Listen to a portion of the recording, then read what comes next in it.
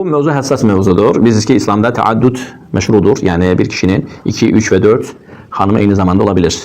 Amma əfsuslar olsun ki, onu düzgün bir şəkildə həyata keçirdən kişi azdır.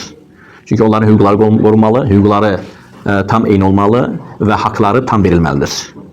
Necə məşayixdən biri danışır ki, mən bir qonşu tanıyıram. Göstərin telefonu. Məşayixdən biri deyir ki, mən bir qonşu tanıyıram. Adam 4 dəfə evlilik etmişdir və 4 həyat yoldaşı vardır. 4 ailəsi vardır. Hər ailəsindən övladları vardır və bunlar bir imarətdə yaşayırlar. İmarət deməli 4 mərtəbədən ibarətdir.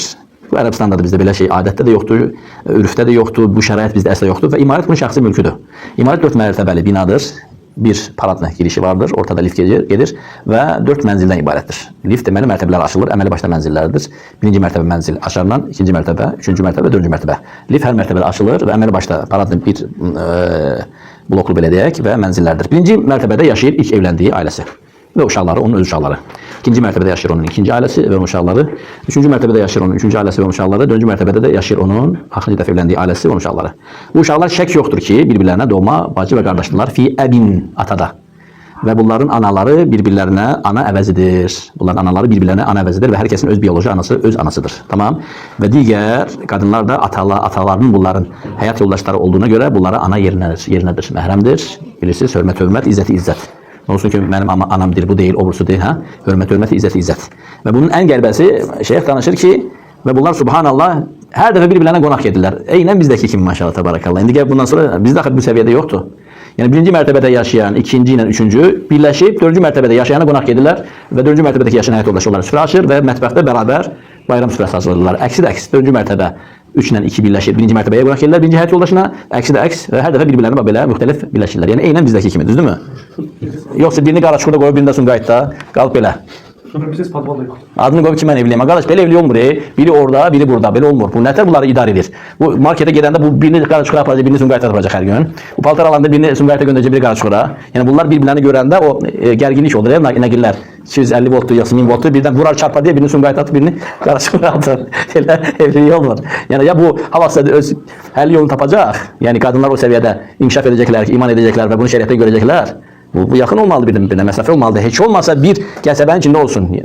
Hələ bu yaxşıdır. Yəni mən tanıyıram ki, biri Qubadadır, biri Bakıdadır. Biri Bakıdadır, biri Zaqataladadır. Adam bax belə qalıb. 2 həyat yoldaşı, 2 ailəsi var. Belə olmur. Və bunlar bir-birlərini tanımırlar və tanıya bilməzlər, İraq olsun. Birdən bunlar qadınlar bir-birlərini tanıyarlar.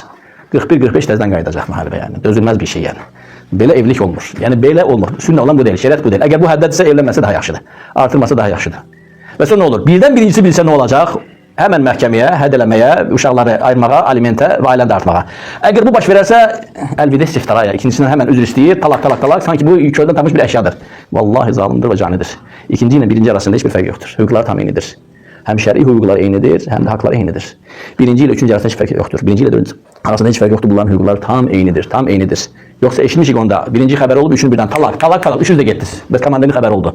Vallahi belə təaddüd yoxdur şəriətdə. Belə bir evlilik yoxdur. Belə eləməkdənsə, cani olmaqdansa, qul haqqına girməkdənsə, zülm etməkdənsə və həmin o qadınların könlünü sındırmaqdansa, onları dində fitnəyə məruz etməkdənsə, bacarmırsansa eləmə. Yəni adam bilib ki, birincinin xəbəri var və bilir ki, nələr gözləyir onu, həmən 2, 3, 4 rəqəminə talaq, getdiniz anlam sizə. Vallahi belə olmur. Vallahi belə olmur. Əl-xülasə indi mən qayıdıram məsələ yenə də sünəndə və sihhata gələn Allah Nəbisi sallallahu əleyhi və səlləmin mükəmməl təaddüd çox evlilikdə olan, yəni rəftarı haqqında çox gözəl bir hədis gəlir. Diqqət hədisini dinləyək inşallah, çox vaxtınızı almayacağam. Bilirsiniz ki, Allah Nəbisi sallallahu əleyhi və səlləmin evlilikləri təaddüd olub.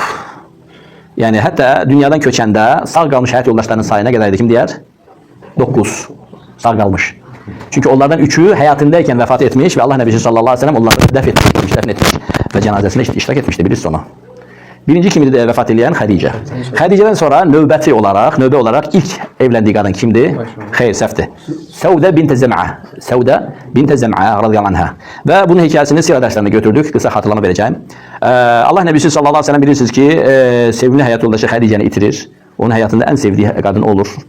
Və hətta bir müddət evlənmir və sahabələr çox narahat olurlar və Məkkə dönəmində olur və bu itki zamanı da onlar hələm hicrət eləməmişlər, Məkkədə yaşayırlar və Məkkədə bu işgəncələr və bu böyük bir mübarizə və Allah Nəbisi sallallahu əleyhi və səlləm ailəsini itirməsi və yenə də tək qalması və Məkkədə də iman edən qadınların da sayı çox deyil, hur, azad qadınlardan söhbət gedir və Xədicəni bir hansı ayda, hansı ildə itirib, Hüzn ilində Həmin ildəki Abu Talib də eyni vaxtda vəfat etmişdi. Həmin ildəki onları Şəab Əbi Talib mühasirəsində saxlamışlar. 3 il ac, susuz və onlara qarşı böyük bir boykot elan olmuşdu. Həmin ərəfədə yəni Xədicəni itirir və sonra iman edən kişilərdən və qadınlardan Allah Nəbisi sallallahu əleyhi və səlləmə təklif olunur: "Ya Rasulullah, bəlkə Səudanı sənə Allah." Səuda Məkkədə iman etmiş qadınlardan biridir. Bint Zəm'a. Yaşlı qadındır, biraz köktür, əsmərdir. Uşaqları da var, sayı 5, bir digər rivayətə görə 6 uşağı var. Və Allah Nəbisi sallallahu aleyhi ve sellem buyurur ki, o razı olar mı? Allahu Ekber. Bakın Peygamberin təvazökarlığına. Burada zanadiqa, İslam düşənmələrində rəddiyə var. Görürsünüz, Peygamberimiz sallallahu aleyhi ve sellem şəhvət axtarmır. Onun Xədicədən sonra ilk evlilikdə təklif olunan qadın əsla ona belə baxanda haşa və kələ təbiri doğrultusa uyğun deyil. Çünki Allah Nəbisi çox yaraşıqlı, tamam mı? Çox yaraşıqlı. Və bu hal-hazırda yəni təkdir, subaydı artıq. Və bu qadın duldur və yanında 5 və ya 6 övladı var. Səuda bint Zəm'a, möminlərin anası, anamızdır. Sadəcə olaraq burada məsələni vəsf eləməkdə hikmətlər var. Və yaşı da çox idi, Səudanın. Özü də əsmər qadın idi və kök qadın idi. Və Allah Nəbisi soruşdu ki, razı olar mı, istəyərmi? Dedilər, bəli, istəyər, biz təklif edərik və təklif edəndə də Səuda da təəccüblənir. Allah Resulü məni alar mı yəni? Yəni mənim kimi alar. Və Allah Nəbisi sallallahu aleyhi ve sellem kamil əxlaqındandır, o elçi gəlir Səudaya. Səuda qalxır, ayağa deyir ki, ya Resulallah, mənim 6 uşağım var, bir rivayətdə 5 uşağım var. Mən yəni uşaqlı bir dul qadın. Deyir, mənim də övladlarım var. Onu öz övladlarıma qataram. Onlar bunlar üçün ata kimi. Ya Resulallah, mən gənc deyiləm, mən yaşlıyam. Artıq mənim də yaşım az deyil. Və o nə gətirirsə Allah Nəbisi sallallahu aleyhi ve sellem eyni mislini ona gətirir. Və s. və evliliyi qəbul edir. Səuda tərtib sayıca ikinci həyat yoldaşıdır Xədicədən sonra. Və Səuda olan müddətdə heç bir qadın yox idi. Ta ki hicrət baş verənə kimi, bilirsiniz onu. Hicrət baş verəndə ilk evləndiyi xanım kim olur? Hicrətdən sonra ilk evləndiyi Ayşə bint Sıddiq, As-Siddiqa radiyallahu anha və anhu və anabahu. Ayşə anamızın yaşı çox az, gəncdir, subaydır. Heç bir zaman nə öncə nə də bundan sonra ərdə olmamışdır. Və Rasulullah onun yeganə həyat yoldaşıdır dünyada ikən. Ondan başqa onun əri olmamışdır. Çox gənc qızdır, yaşı da azdır və çox gözəldir. Tamam mı? Burada fikirlərin uyğunlaşmamaq var yəni ortada. Və buna bərabər Ayşə anamız yenə də hətta qısqanır. Və Allah Nəbisi sallallahu aleyhi ve sellem qadınları çox gözəl tanıyır və onların hisslərini dərk edir. Və günlərin bir günü Ayşənin günüydü. Və Allah Nəbisi sallallahu aleyhi ve sellem Ayşə buyurur ki, yanımdaydı. Birdən qapı döyüldü. Bu kimdir? Bu vaxt qonaq gəldi. Açdıq gördük Səuda. Biz ona tərhib etdik, xoş gəldi. Səuda içəri keçdi və yerə əyləşdi. Allah Nəbisi sallallahu aleyhi ve sellem qəsdən məni və onu tam ortamıza əyləşdirdi, ikimizin arasında əyləşdirdi və elə oldu ki, bir çiyninə, mən düşdüm, bir çiyninə Səuda düşdü. Səuda kimdir? Həyat yoldaşı. Ayşə kimdir? Həyat yoldaşı. Və bunlar oturdular evdə. Ev, yer qumdur, qumda istidir. Mədinə daxa, Mədinə bir evi kişoması. Yerdə oturdular.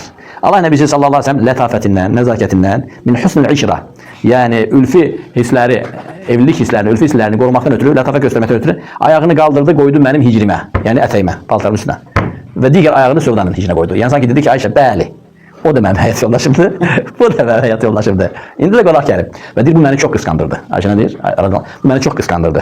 Yəni istədim ki, bu ayağını çəksin. Təbii ki, məndən çəkməyi düzgün deyil. O da onun həyat yoldaşıdır. Ondan da çəkməyi necə edeyim?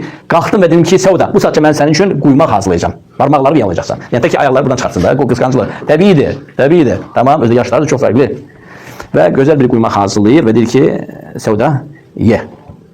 Səuda da yaşlı qadındır. O biraz başqa cürə düşünə bilir. Dedi ki, istəmirəm. Bunu sənin üçün hazırlamışam. Sən də qayıtdın ki, istəmirəm. Mən səni göstərərəm, istəmirəm nə deməkdir. Və deyir Ayşə anamız, o qədər qəzəbləndim ki, dedim ki, ya bunu yiyəcəksən, ya bunu üzrə yaxacam. Elə dedi. Ya bunu yiyəcəksən, artıq hisslərini, emosiyalarına cavab verə bilmir yəni, məhkumdur. Ya bunu yiyəcəksən ya Səuda, ya bunu üzrə yaxacam. Dedi, xeyr, yeməyəcəm. O da ona elə cavab verir. Allah Nəbisi bir də deyir ki, baxdım ki, artıq üzrə yaxıb. Səudanın üzrü bütün quymaqdır, baldan qarışıq. Və bir də gördüm ki, Səuda da götürdü oradan, Ayşənin üzrə yaxdı. Və Allah Nəbisi sallallahu aleyhi ve sellem ovunur gülməkdən. Allah hətta sizdən hansı biriniz mənzərə dözər? Bir dənə yumuruq buna, bir dənə şəfalıq elə. Talak. So! Yoxsa elə deyil. Bu səbir hansı birinizdə var? Bax bu, həqiqətən Peyğəmbər, yəni insan psixologiyasını, qadın psixologiyasını, həyat yoldaşı psixologiyasını və qısqancıq psixologiyasını mükəmməl bilən və ilə idarə olunan bir insandır. O bilir ki, bu normaldır, bu belədir. Hansı birimiz dözə bilərik, təsəvvürlər, qonaq gəlir və qonağımızı kraskalanır. Təsəvvürlər. Və deyir ki, mən yeməlisən. Yeməsən üzrə sürtəcəm onu, yaxacam üzrə.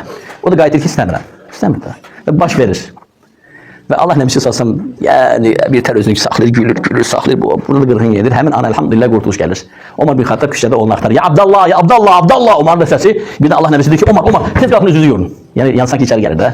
Qadınlar da qorxusundan tez qalxırlar, tez üzlərini yuyurlar. Halbuki Ömər sadəcə o küçədən keçirdi, Abdullah axtarırdı. Sadəcə olaraq. Və rivayət burada qurtarır.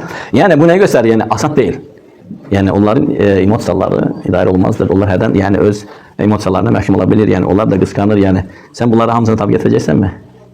Yəni asan deyil. Və Ayşə anamızın qısqanmağı, bu şəkildə qısqanmağı çox təbiidir. Çünki onun həyatında başqa insan olmuyor. Və Allah Nəbisi sallallahu aleyhi ve sellem onun zövcəsidir. Yəni ondan başqa əri olmuyor həyatda. Amma Səudə və Hafsa və bütün zövcələrin bundan öncə həyat yoldaşları olub və onlar həlak oldular. Hətta onların bəzilərinin uşaqları var onların. İlla Ayşənin radiyallahu anha həyatında başqa həyat yoldaşı olmuyor. Onun qısqancılığı və yaşının həddindən artıq az olması və bu mənzərənin bu şəkildə olması çox təbiidir. Və Allah Nəbisinin burada nəyi göstərir? Nəzakətini, lətafətini, həlimliyini göstərir. Həlimlik nə deməkdir? Cəza verməkdə tələsməkdən əl çəkmək. Həlimlik nə deməkdir? Cəza vermək əvəzinə yola vermək. Həlimlik nə deməkdir? Cəza verməkdə acələ etməmək və cəzanı təxirə salmaq. Yəni Allah Nəbisi bu hilimlə zəngin idi. Görürsünüz, gülür, təbəssüm edir. Eyni rivayəti İmam Buxari rivayət edir. Orada bir kəniz qadın Zeynab'dan pay gətirir. Ayşənin gecəsində, evində, günündə Ayşənin evində də yemək olmuş. Və pay çox gözəl pay olur, çox zəngin bir yemək olur, səfərimizdə bal olur. Ya da ki, balla qatışıq bir şey olur və bu Ayşə anamızı çox qıcıqlandırır. Gecə mənim, yəni əl çəkin, niyə nə istəyirsiniz? Nə olsun ki, yemək yoxdur, kasıbçılıqdır, təzə gəlmişik, hicrət, hələ ki, əlmişik. Niyə sən mənim gecəmdə yemək göndərirsən? Göndərən də zövcələrdən biridir. Yad insan olsa problem yaşamaz, Mədinə əhlinin, ansarlarından, kimsəyə, mühacirlərdən. Nədənsə zövcələrin biri, məndəsə yemək var. Qadın başqa cür bunu başa düşür. Məndə yoxdur, səndə var. Var da, yəni müdaxilə eləmə, qoy yaşayaq həyatımızı. Mənə belə şirindir. Bu gecə Allah Rasulü öz həyat yoldaşından ac gecələmək mənə üçün daha şirindir. Nəyə ki, sənin bizə yemək göndərməyin. Səndə yemək var. Ayşə anamız nə edir? Həmin yeməyi gətirən kəniz köləyə tap təpəsinə. Üzündən tökülü belə bal meyzat gedir. Peyğəmbərimiz də sözü bir tərs saxlayır və həmin kənizdən üzr istəyir. Deyir ki, "Qarrat ummuki." Fikir vermə, anandır qısqandı. Yəni sən möminsən, ey kəniz, bu da möminlərin anasıdır. Fikir vermə, anandır qısqandı. Və sonra Ayşəyə deyir ki, ey Ayşə, həmin qabın eynimisini gedib dədənin evindən götürəcəksən, həmin yeməyin eynimisini pişirəcəksən və Zeynaba göndərəcəksən. Hətta bir rivayətdə deyəsən Allah Nəbisi sallallahu aleyhi ve sellem əmr edir həmin kənizə, deyir ki, onu çıxart, indi vur onun sifətinə, necə sənin sifətinə vurmuşdu. Həmin kəniz də Ayşənin üzünə vurur, eyni hadisəni və Peyğəmbər sallallahu aleyhi ve sellem gülür. Və burada ədaləti də bərqərar edir eyni zamanda və yəni həyat davam edir və həyat çox gözəldir, çox lətafətlidir. Və Allah Nəbisi sallallahu aleyhi ve sellem bunun hamısını təğafül ilə yola verir. Təğafül nə deməkdir? Yəni göz bağlamaq, görməməzlikdən gəlmək, yola vermək. Yəni bizdən birimiz məncə düşünürəm ki, buna tab gətirə bilməzdi. Elə? Yəni düzdürmü? Bu nə göstərir? Allah Nəbisi sallallahu aleyhi ve sellem bir ər kimi necə mükəmməl bir ər olması. Laqad kana lakum fi rasulillahi uswatun hasana. Şübhəsiz ki, Allah peyğəmbərində sizin üçün ən gözəl örnəklər var. Nədə? Bütün hər şeydə. Ər dünyada bir nömrəli ər odur. Komutan dünyada bir nömrəli komutan odur. El-qadi, prokuror, hakim dünyada ən ədalətli hakim odur. Tamam. Rəhbər, bəldənin rəhbəri, Mədinənin bilsiz Mədinə artı bəldə idi o. Ordunun başında gedən sərkərdə ən mükəmməl sərkərdə o. Yəni imanda o, təqvada o, əxlaqda o, ibadətdə o, hər şeydə o. Mükəmməl bir yəni. Tamam mı? Laqad kana lakum fi rasulillah uswatun hasana. Şübhəsiz ki, Allahın peyğəmbərində sizə ən gözəl örnəklər var. Yəni həyatın hansı hissəsinə toxunursansa bütün örnəklərin zirvəsi onda toplamışdı. Yetimlik halı onda. Bunu zikr etdik sirat dərslərində. Yəni evlilik halları onda. Təaddüd, heç kim bu qədər qadınla sabit qalmamışdı. Orada sahabelər vardı ki, qadıra gəlməmişdən qabaq onların da 9, hətta 10 və 11 zövcələri olub. Qadıra gəlməmişdən qabaq. Amma heç kim bu qədər mükəmməl onları idarə edə bilməmişdi. Allah Subhanahu taala eşidənlər üçün faydalı etsin. Hədə və sallallahu əleyhi və səlləm alə nəbiyinə Muhammed və alə alihi və sahbihi ecmaîn.